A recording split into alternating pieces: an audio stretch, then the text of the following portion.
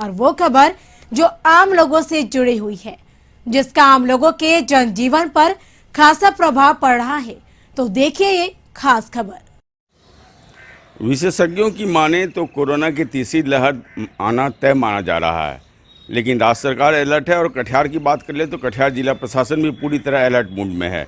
इसके लिए कटिहार, मनिहारी और बारसोई में ऑक्सीजन जनरेशन प्लांट जो हैं एस्टेब्लिश कर दिए गए हैं। कटिहार के सदर अस्पताल की बात कर ले तो ये मुख्य अस्पताल है। यहाँ के कोविड की बात कर लें या आईसीयू की बात कर ले, हर जगह पाइपलाइन बिछा दिया गया। आप तस्वीरों में देख सकते हैं, यानी कि हर एक मरीज को जो है ऑक्सीजन जो है अब अवेलेबल हो पाएगा। क्योंकि कोरोना की दूसरी लहर में जिस तरह ऑक्सीजन को लेकर त्राहिमाम मचा था, कई मरीजों की जान गई थी, कालाबाजारी की भी बात आई थी सामने ऑक्सीजन की। तो इस बार जो है जिला प्रशासन अलर्ट मोड में है और डिप्टी सीएम की पहल और जिला पदाधिकारी उदयन मिश्रा के सफल प्रयास से जो है अब 3 ऑक्सीजन जनरेशन प्लांट लग चुके हैं। कटिहार के सदर अस्पताल में लग चुका है, जहाँ पे 60 जंबो सिलेंडर के बराबर जो है ऑक्सीजन जनरेट होगा। अब यानी कि ये कह सकते हैं कि कटिहार में ऑक्सीजन की कमी नहीं होगी। साथ ही साथ मनिहारी अनुमंडल की बात कर ले तो मनिहारी अनुमंडल में भी वहाँ के जो अस्पताल है उसमें भी ऑक्सीजन जनरेशन प्लांट इस्टेब्लिश किए जा चुके हैं। साथ ही साथ बारसोई अनुमंडल में भी ऑक्सीजन जनरेशन प्लांट इस्टेब्लिश किए गए हैं। हमारे सदर अस्पताल में 300 PSA का ऑक्सीजन प्लांट फंक्शनल हो चुका है और अब हमारे वार्डों में ऑक्सीजन प्लांट के माध्यम से ही ऑक्सीजन की सप्लाई सदर अस्पताल में हो रही है। मनिहारी का जो सब डिविजनल अस्पताल है उसमें भी सारा कार्य पूरा हो गया है और NHAI के द्वारा जो ऑक्सीजन प्लांट सप्लाई किया जा रहा है वो ट्रांसपोर्ट किया जा चुका है। और मेरे नॉलेज में जो न्यूज़ दिया गया है उसके अनुसार अगले 1 सप्ताह के अंदर 1000 PSA का ऑक्सीजन प्लांट मनिहारी में भी कार्यरत हो जाएगा। इसके अलावा मैं एक बात बता दूं आपको कि सदर अस्पताल में 200 बेड का नया अस्पताल बन रहा है। इसके लिए अतिरिक्त जो है 1000 PCA का महिंद्रा से बात हुई, महिंद्रा के द्वारा जो ऑक्सीजन जनरेशन प्लांट इस्टेब्लिश किया जाएगा। तो कहीं ना कहीं जिला प्रशासन पूरी तरह अलर्ट मोड में और खुद जिला पदाधिकारी का ये मानना है कि जिस तरह से कोरोना के दूसरी लहर में ऑक्सीजन को लेकर दिक्कत हुई थी, अब तीसरी लहर अगर आती है, ईश्वर न करे कि तीसरी लहर आए, लेकिन अगर आती है तो उसको लेकर जिला प्रशासन के साथ साथ राज्य सरकार भी पूरी तरह से तत्पर है। और जिस तरह से कटिहार डिप्टी सीएम का गृह विधानसभा क्षेत्र रहा है, डिप्टी सीएम की खास नज़र रही है यहाँ पे, उनके सफल प्रयास और जिला पदाधिकारी उदयन मिश्र के सफल प्रयास से ऑक्सीजन जनरेशन प्लांट स्टैब्लिश हो चुका है। तो ऐसे में कहा जा सकता है कि आने वाले समय में ऑक्सीजन की किल्लत से मरीजों को नहीं जूझना पड़ेगा। रितेश रंजन, कशिश न्यूज, कटिहार। हथुदा थाना क्षेत्र के औंटा से एक सनसनीखेज वारदात देखने को मिली, जहां एक ज्वेलरी दुकान से 2 लोगों ने ज्वेलरी दुकान में घुसकर लाखों रुपए के जेवर ठग लिए गए। बताया जाता है घटना शुक्रवार दोपहर की है, जहां 2 लोग थाने का स्टाफ बनकर पहुंचते हैं और ज्वेलरी दुकान में घुसकर 3 जेवरात उठाकर ले चलते हैं और दुकानदार को कहते हैं कि इसकी जांच होगी, तुम पीछे से जल्दी मोकामा थाने पहुंचो। वहीं जब दुकानदार अपना दुकान बंद कर मोकामा थाने पहुंचा और आप बती थानाध्यक्ष को बताई, उसके बाद थानाध्यक्ष ने सभी स्टाफों को एक लाइन में खड़ा कर दिया और पहचानने को कहा, लेकिन दोनों की पहचान नहीं हो सकी। वहीं जब पूरे मामले की हथुदा थाने में इसकी शिकायत दर्ज कराई गई, तब जाकर हथुदा के थानाध्यक्ष मोहम्मद शोएब के द्वारा CCTV खंगाला जा रहा है, जिससे उचक्कों की पहचान हो सके। फिलहाल मोकामा और हथुदा थाने के पुलिस दोनों मोटरसाइकिल सवार युवकों की पहचान के लिए लगातार छापामारी अभियान कर रही है। बिहार में जिस तरह से लगातार अपराधी बेलगाम हो गए हैं, ताबड़तोड़ घटनाओं को अंजाम दे रहे हैं। अभी देर शाम की एक घटना है, आप देख सकते हैं यहाँ पर ग्रामीण इलाके, सिमरी इलाके से लोग यहाँ पहुँचे हुए हैं। अंतिम पोस्टमार्टम जिसको कहा जा सकता है, पोस्टमार्टम की अभी कार्रवाई चल रही है। इस पूरे मामले में जो जानकारी मिल रही है कि अंतिम संस्कार में, एक व्यक्ति के अंतिम संस्कार में लोग गए हुए थे और जब गंगा घाट पर अंतिम संस्कार समापन के बाद लोग वापस आ रहे थे, इसी दौरान अपराधियों ने ताबड़तोड़ फायरिंग करके एक दीपक कुमार नामक युवक को ताबड़तोड़ फायरिंग करके बुरी तरह जख्मी कर दिया, जिसे बक्सर सदर हॉस्पिटल में इलाज के लिए लाया गया था। लेकिन इलाज के दौरान में चिकित्सकों ने रेफ़र किया और बताया यह जा रहा है कि रास्ते में इलाज के लिए हायर सेंटर पीएमसीएच ले जाने के दौरान रास्ते में ही उनकी दुखद मौत हो गई है। मौत के बाद इलाके में दहशत भी है, मातमी सन्नाटा पसरा हुआ है। ग्रामीणों में काफ़ी दहशत नज़र आ रहा है। इस तरह की सरेआम जिस तरह की घटना को अंजाम दिया गया है, निश्चित तौर पर पुलिस की सुस्ती और अपराधियों का मनोबल जिस हिसाब से सूबे बिहार के साथ साथ बक्सर जिले में बढ़ा हुआ है, उसको लेकर के लोगों में काफ़ी दहशत है। हमारे साथ हैं यहाँ स्थानीय कुछ ग्रामीण, उनसे जानने का प्रयास करते हैं कि सर क्या हुआ था सर, कुछ जानकारी है? अभी हम लोग को कोई जानकारी नहीं है सर। हम लोग अभी घर से पता चला है तो आए हैं हॉस्पिटल में। पल अपराधियों का बढ़ा हुआ है। हमारे साथ हैं स्थानीय कुछ ग्रामीण, उनसे जानते हैं कि क्या हुआ। सर क्या हुआ था? सर मेरा भाई गया था, कुछ आर्मी डेट किए थे, ठीक ना, वहाँ पर गया था और टवाटोड़ अपराधियों ने फायरिंग शुरू कर दिया। उनका नाम तो हम लोग नहीं जानते हैं, अज्ञात में कुछ दुश्मनी भी नहीं थी हम लोग को। वो टवाटोड़ फायरिंग कर दिया अचानक, अभी कुछ पता नहीं चल रहा है। अच्छा, घटनास्थल से एक स्कॉर्पियो और एक बाइक भी बरामदगी की बात कही जा रही है, तो ये किस गाड़ी में थे? किस स्कॉर्पियो में थे सर? स्कॉर्पियो में थे। अकेले थे या और कोई थे? हमको पूरा सूचना नहीं पता है, लेकिन अभी अकेले पाए जा रहे हैं वो। अपराधियों ने अचानक फायरिंग की है। क्या पहले से कोई आवाज़त या क्या? नहीं, कुछ पहले। आप घटना को क्या मानते हैं? घटना को तो यही मानते हैं कि सर कोई अपराध है सर, अब अपराधी खुलेआम घूम रहे हैं, ठीक ना। अब कुछ प्रशासन इस पर कोई एक्शन नहीं ले रही है, प्रशासन की हम कमी समझेंगे इसको, ठीक ना। तो ये देर शाम आप इलाज के दौरान ले जा रहे थे, इसी दौरान ये जी अपराध प्रशासन के कारण हुआ है, ठीक ना। प्रशासन जब तक टाइट रहता है तो ये काम नहीं होता, प्रशासन की लापरवाही है ये, ठीक ना। दीपक जी आपके कौन थे? भाई थे, बड़े भाई थे। आपका नाम? अजय कुमार यादव। परिजन अजय जी जिस तरह से अपने भाई की मौत के बाद लगातार स्थानीय प्रशासन पर यह आरोप लगा रहे हैं कि उनकी उदासीनता से, चूँकि पुलिस महकमे में एक गाइडलाइन है, दिन रात गश्ती की बात कही जाती है, सुरक्षा गश्ती थाना इलाके में किए जाने की बात कही जाती है, लेकिन धरातल पर कितना है उसका एक बानगी सच देर शाम जिस तरह से ताबड़तोड़ अपराधियों ने फायरिंग करके एक युवक को गोली मारकर अभी मौत की नींद सुला दी, निश्चित तौर पर बक्सर पुलिस पर बड़ा सवाल खड़ा होता है कि किस तरह से सुरक्षा इंतजाम लोगों को दिया जा रहा है। बबलू उपाध्याय, कशिश न्यूज़, बक्सर। घोसवरी थाना क्षेत्र के नेशनल हाईवे NH2 पर एक मोटरसाइकिल के द्वारा वृद्ध को धक्का मारने के बाद उसकी मौत के बाद गुस्साए लोगों ने नेशनल हाईवे NH82 को 3 घंटे तक जाम रखा, जिसके बाद घोसवरी थाना और अंचलाधिकारी उमेश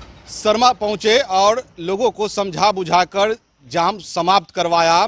दरअसल शुक्रवार देर शाम को एक मोटरसाइकिल द्वारा घोसवरी के ढनकढोब के रहने वाले अर्जुन महतो नामक एक वृद्ध की मोटरसाइकिल द्वारा ठोकर मार दी गई थी, जिसके बाद घोसवरी PSC अस्पताल में उसका इलाज कराया गया और वहां से बेहतर इलाज के लिए पटना PMCH रेफर कर दिया गया था, लेकिन PMCH ले जाते ही रास्ते में ही उसने दम तोड़ दिया।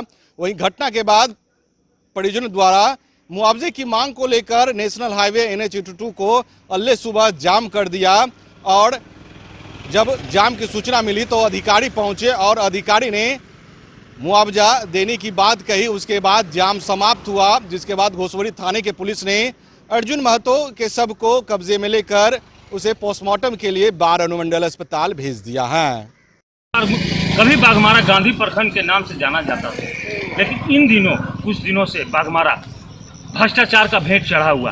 आप हमारे पीछे देख सकते हैं, तहसील कचहरी का नाम दिया गया है, तहसील कचहरी को बनाया गया था ताकि जमीन का मोटेशन और जमीन का रसीद लोगों को आसानी से कर सके, लेकिन ये सिर्फ आप ही का दाग साबित हुआ। 2009-10 का ये बना हुआ है तहसील कचहरी, आप देख सकते हैं लगभग 12 लाख की लागत से बना हुआ है। इन दिनों एक खंडहर बन चुका है। मेन रोड पे स्थित है ये गोमो से बाघमारा जाने वाले मेन रोड में स्थित है तहसील कचहरी। जब शुरू में बनने लगी तो लोगों में आस जगी थी कि कुछ विकास होगा। झारखंड बनने के बाद लोगों में आस जगी थी कि कुछ तो विकास होगा।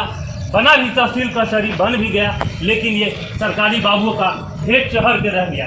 आइए कुछ अंदर हम दिखाना चाहेंगे। गेट है बना हुआ, खुल नहीं सकता गेट, ये लास्ट चरण में है। अंदर गंदगी का अंबार लगा हुआ है। आप देख सकते हैं कि गंदगी कितना अंदर में है। 12 लाख का तहसील कचहरी इन दिनों गाय और जुएरियों शराबियों का अड्डा बन के रह चुका है। अब तो खिड़कियां दरवाजा भी लोग लेकर चले गए हैं, लेकिन सरकारी बाबू की नींद अभी तक नहीं खुली है। नहीं खुलने के कारण है कि राजस्व सरकार द्वारा बनाए गए तहसील कचहरी को सरकारी बाबुओं ने 12 लाख रुपए खा गए।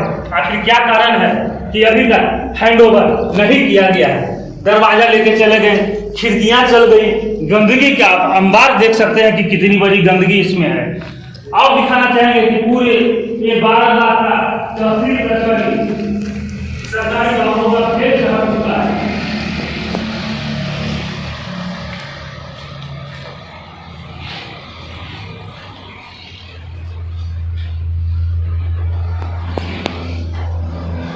ये बागमारा का हरना पंचायत में बना हुआ तहसील कचहरी लोगों में आज जग गई थी कि अब हमें दूर दराज जमीन का रसीद कटाने के लिए नहीं जाना होगा। लेकिन हुआ वही जो हर समय होता था। सरकारी बाबू का भेंट चढ़ा 12 लाख रुपया पूरी तरह से खा चुके हैं। हमारे बीच में पंचायत समिति सदस्य आ चुके हैं, इनसे जानेंगे आखिर क्या कुछ माजरा है। बताइए आखिर 12 लाख का इस तहसील कचहरी क्या कुछ मंशा के साथ सरकार ने खुली? सर, सरकार ने इसको खोला इसलिए कि ग्रामीणों जो ब्लॉक जाते हैं, कर्मचारियों से मिलने के लिए जाते हैं, अपनी रसीद कटवाने के लिए जाते हैं, अपनी जो भी चीज़ करने के लिए जाते हैं, ताकि उनको दिक्कत ना हो कर्मचारियों से मिलने के लिए, अपनी ज़मीन की रसीद कटाने, मोटिशन कराने, एलपीसी लेने के लिए। लेकिन ये तहसील कचहरी जब से बनी है तब से सिर्फ यहाँ जुआ खाना अड्डा, जानवरों का अड्डा चलता है। इस मुद्दे को हमने भी कई बार अपने पंचायत समिति की बैठक में उठाया इन 5 सालों में, लेकिन कोई भी ठोस जनक जवाब नहीं मिला। जहां तक मुझे जानकारी, आज तक ये तहसील कचहरी बन के हैंडओवर भी नहीं किया गया सरकार को। जिस भी ठेकेदार ने इसे बनाया हुआ आज तक उसे हैंडओवर नहीं किया है। और आज देख सकते हैं कि खिड़की दरवाजे को कबाड़ लिया गया है, इसके खिड़की दरवाजे बेच दिए गए हैं, चोरी हो गया है, लेकिन इसकी भी FIR आपको किसी थाने में नहीं मिलेगी। ड्यू टू रीजन ये कि सरकार की नज़र में आज तक ये हैंडओवर नहीं हुआ है। दूसरी चीज ये है कि ये कर्मचारियों का आवास, इसमें लिखा हुआ है तहसील कचहरी सा कर्मचारियों का आवास, लेकिन यहाँ देख के नहीं लगता है कि कभी जब सरकार एक टेबल भी कभी लगाएगी और सरकार इसमें रहेगी। अगल बगल हमारे बहुत सौंदर्य एक तालाब है जिसमें अगल बगल जगह है, आज तक इसमें बोरिंग तो हुआ लेकिन कभी लाइन नहीं आया। आज इतना महामारी से जूझ रहा है जो हमारी जनता, अगर सरकार चाहती तो इसको कोविड केयर के रूप में कर सकती थी विकास, लेकिन उन्होंने ऐसा कुछ भी नहीं किया। अभी क्या लगता है कहाँ खेले चल रहा है? 12 लाख ये सिर्फ और सिर्फ सरकारी खेला, ये सरकारी पैसे का दुरुपयोग है। रोड नाली पानी के लिए जनता त्राहिमाम कर रही है, लेकिन सरकार वहाँ नहीं देखती है। सरकार देखती है कि एक बड़ी योजना, सरकार छोटी योजना बना करके बड़ी योजना लाना चाहती है जिससे लोगों का विकास हो, लोग एक जगह पर स्थित तौर पर रहे। लेकिन अभी जो स्थिति यहाँ देख के लगती है कि सरकारी पैसों का दुरुपयोग किया गया है, ये बंदरबाट है और लूट है, ये सरकारी पैसों का लूट है। बिल्कुल आपने सही कहा कि लूट है, लूट का ये अड्डा बना के रखती है सरकार। अब देख सकते हैं तुरंत यहाँ गायों का अड्डा बना, गाय इसमें से निकलेगी। अभी देखिए गाय यहीं पास है, गंदगी का अंबार है, गायों का चारागाह बना हुआ है, लेकिन सरकारी पैसों का बंदरबाट है। एक बार फिर से हमने भ्रष्टाचार के खिलाफ मुहिम चला रखी है कि बाघमारा में किस प्रकार पर बहुत दिन पहले लोग बोला करते हैं कि गांधी प्रखंड के नाम से जाना जाता है, लेकिन इन दिनों ये लूट और भ्रष्टाचार के नाम से बाघमारा प्रखंड जाना जाता है। कशिश के लिए बाघमारा से सुधीर सिंह।